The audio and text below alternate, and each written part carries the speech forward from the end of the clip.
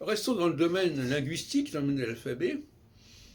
Le français a un point commun avec l'hébreu, c'est qu'une langue avant tout consonantique, à l'oral en tout cas.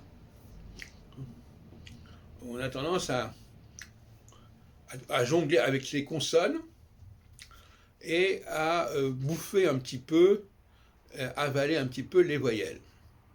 Sauf dans des cas particuliers, où il y a des diphtongues, c'est un autre problème. Donc finalement, le problème de l'hébreu, c'est que l'hébreu, il s'écrit avec des consonnes. Normalement, on ne marque pas les voyelles en hébreu. C'est une invention tardive pour les débutants. Pour les non-hébraïsants, on met des voyelles pour que les gens sachent prononcer la langue sans la connaître, comme à la synagogue par exemple. Et l'hébreu pourrait être une langue très proche du français à ce niveau-là, s'il n'avait pas s'il savait se servir de ces voyelles. Or, les voyelles en hébreu, elles ont été rajoutées, mais elles sont lourdes, ces voyelles. Elles sont très lourdes, notamment le A, le O, etc. Donc, le français correspond peut-être mieux à la physionomie de l'hébreu originel que l'hébreu moderne.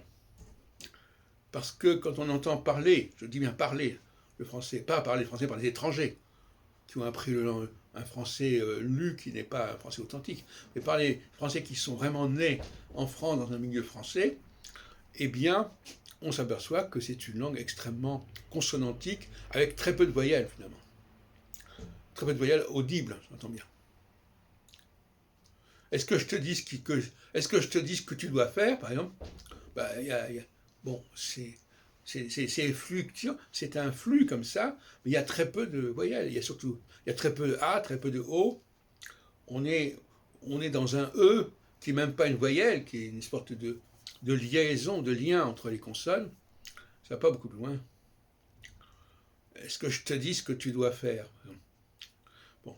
Donc, voilà. Donc, le français a gardé, a conservé cette dimension consonantique que la plupart des langues ont perdue, finalement.